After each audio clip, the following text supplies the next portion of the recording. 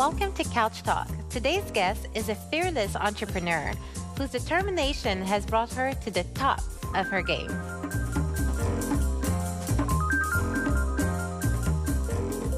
I'm Tatiana Londono. I'm a certified real estate broker. I'm passionate about my children, and I'm passionate about growing my business.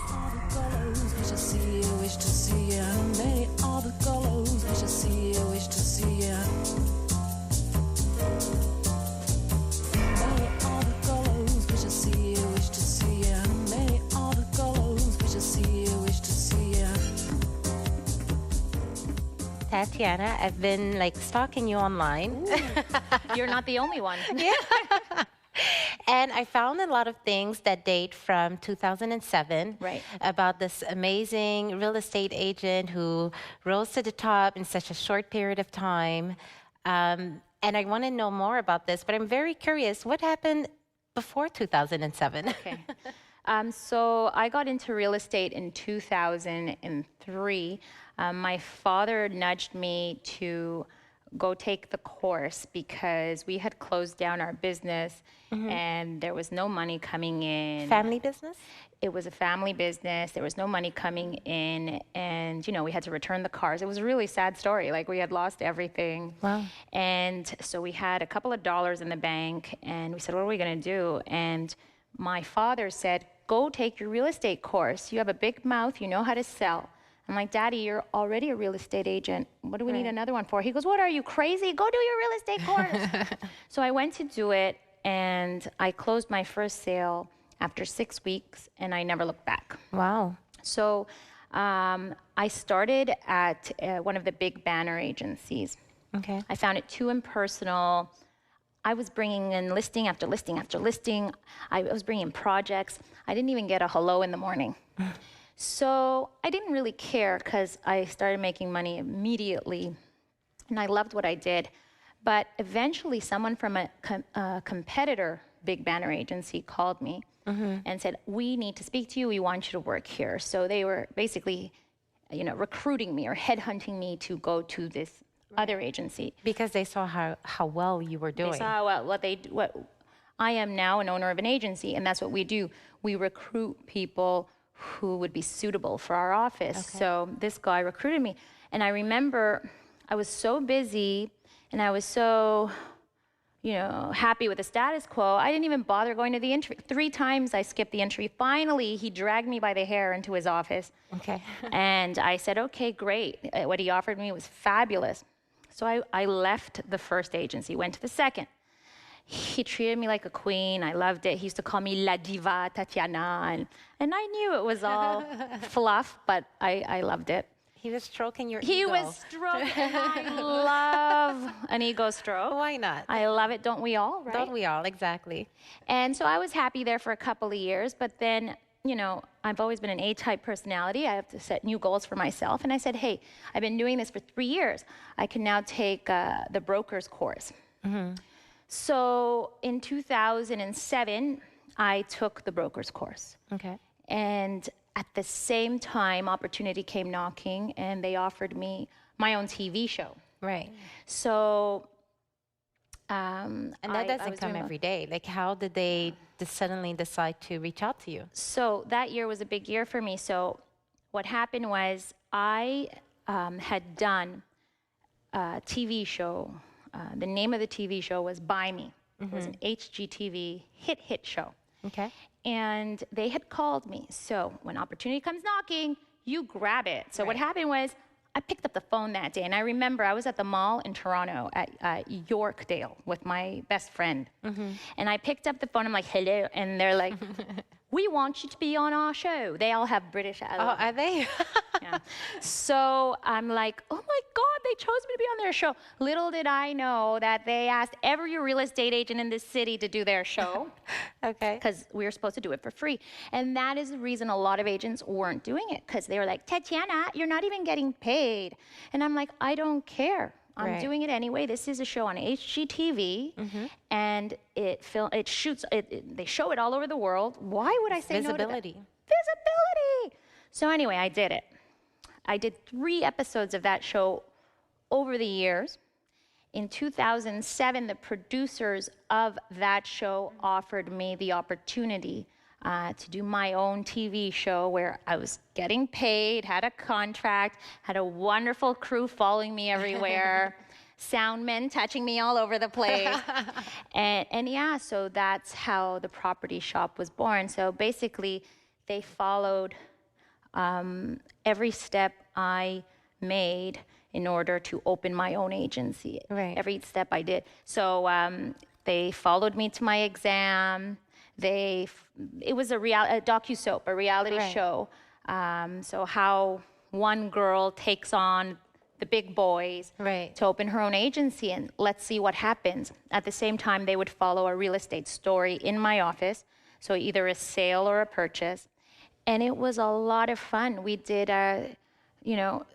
about 39 episodes. Okay. And that show has been very good to me.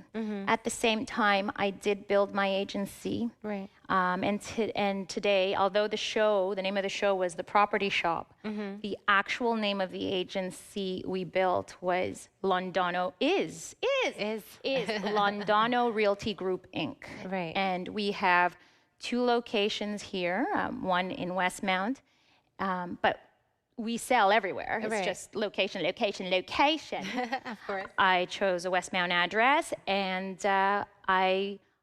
because of demand, I opened an office in the West Island last year, and that's been very, very good Right. too. And your team has also like tripled in size. That's right. We started. So when I first started, I thought, hey, I could afford my own rent. Who cares? And I remember if you see the first episode of the show, lousy. It was awful. But it was your first. It's the first, yes. The first episode. I was swollen. I remember. Anyway, it was the first episode, and I say, my goal is to build an agency with 15 agents. It was so cute, and I thought, wow, 15 agents. And today we're over 80 agents and counting, and Right. we're doing very, very well. And obviously, I still sell homes. A lot of people think, oh, well, she's a movie star. Yeah. You sold out. Yeah, that's it. She doesn't do anything. She just sits around. No, I still sell homes. I still show up. I still work 24 hours a day. But Okay. the difference is it's not work to me. It's my passion. I love it. I could do it Right. all day, all night. Right. And has the show helped the business, the real estate business? What do you think? Yes, the show has been fabulous. It propelled my business, obviously. Now, what's funny though is the first season, nobody knew the show was on, right? Because Right. you pre-shoot, and then next year it shows on TV. I got my 15 agents while I was shooting the show. Okay. So that's funny. But it just kept growing. Everybody knows about the property show. I think people are already used to it already. In Montreal, oh yeah, that's the girl who is on TV all over the world. Yeah, they shot it here in Montreal. So it's part of Montreal, the property shop. And how has the show impacted your family life? Well, I have to tell you, in the beginning, it was really, really, really hard with the children because, you see, they have a mandate, the producers of the show. They need to get that show on TV. They have a responsibility. So they don't care if you have to have dinner with your kids, and they don't care if you need to Right. get to sleep or even eat dinner, for that matter. They got to get the shot, and that's it. So that really affected my family, but thankfully I had support, and therefore with that support we were able to compensate. But I am spending more quality time with my children now. My daughter is 13, Okay. going on 14, and my son is 12 on Thursday. Okay. And I feel everything happens for a reason. Teenagers. They're Wow. teenagers, but they're good kids. Okay, good. Good. I know everyone thinks their kids are good, but mine are perfect. Okay. And you know what? And maybe they're so special and good because they were so independent growing up, because mommy and daddy were busy. Right. But I am spending more quality time with them now than when they were babies. Now, do I have regrets? You can't regret. There's no point. It is a wasted, emotion. Right. I It's look. not constructive. It's not constructive. What's the point? Right. So I am looking forward to spending time with them in today and in the future. And yeah, now because the business keeps growing, but at this point, I'm able to delegate in my Right. career. And these people at work who I depend on, I call them my right and my left hand. They've really helped me. So I'm very happy about that. Okay. And what kind of advice would you give to someone looking to follow in your footsteps to, well, for one, the real estate, but also someone who maybe wants to be on television?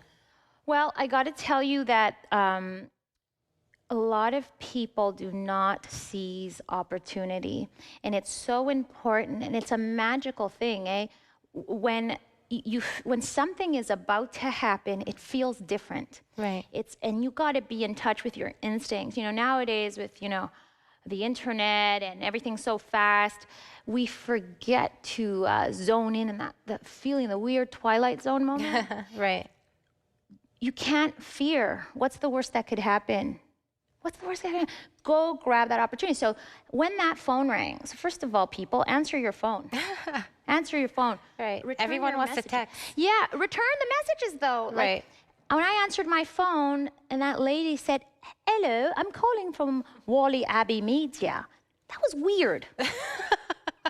This is something happening. Right. Do you understand what I mean? There's still that magic out there that we forget about. So my advice to people is please, carpe diem, seize the day, seize the opportunities, and then work your butt off. So if you want to become a successful real estate agent, I think the shortcut to success is to imitate the people who have done it successfully before you. Right. So I saw a need for that, and what I've done is I've also created an online course for agents all over the place. Oh, okay. So and you're training them also. I'm training them online. I have a virtual agency, and it is fabulous. In today's day and age with social media, you are able to grow any business and fulfill yourself even more. This is my passion. I do it every Right. day. So my advice to real estate agents is imitate those masters so that you could have a shortcut to success. And the second piece was For the show, for someone who would who like wants to be their in own the show. public eye. So someone who wants to be in public eye is just go get it.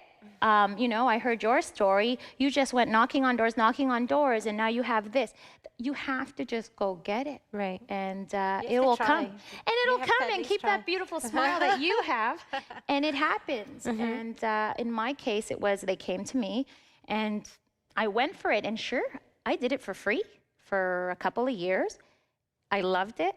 And then it came to me where they paid, and that's the way it is. It has to start somewhere. And you know what? It doesn't matter if you're a man or a woman. Go get it. Go, pursue your dreams. Keep a smile, smile Right. like that, and it'll happen. It'll happen, men or women. And work. You're not going to sit there and it's just going to show up. Right. You got to go get it. You got to work. And when you do something properly, and when you do something when you do something that you love to do, Right. people will notice. Right. And when people notice, that's when the other opportunities come. That's when the magic happens. That's when the magic happens. Definitely. And to touch on it briefly, you have a bit of a feminist side that that I had to ask you about, Yes. because when we spoke on the phone for the first time, you had me laughing with your comments, and I thought it was hilarious. And it pretty much started with our first conversation with you saying the woman doesn't belong in the home.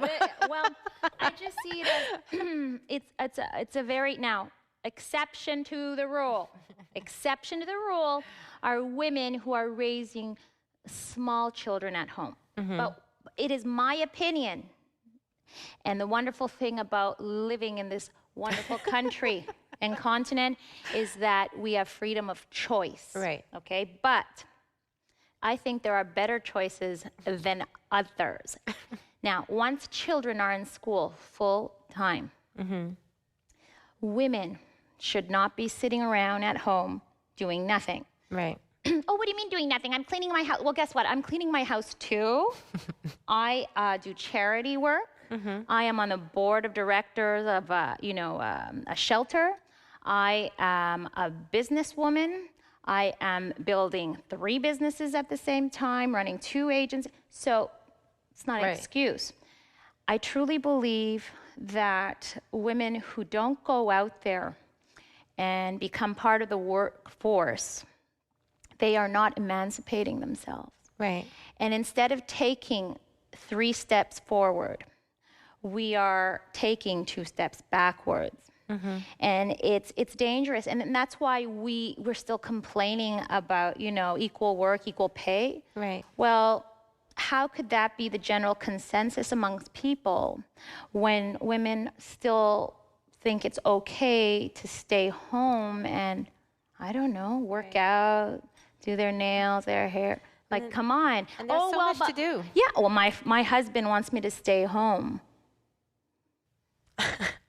You're thinking, so So what? on that note, we'll save that for part 2. That's right. Well, Tatiana, thank you so much for coming on the show. You're so opinionated. It's always fun.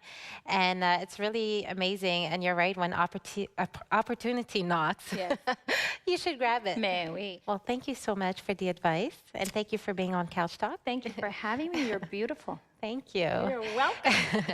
And thank you to you guys for joining us for another episode of Couch Talk. And don't forget today to seize the day.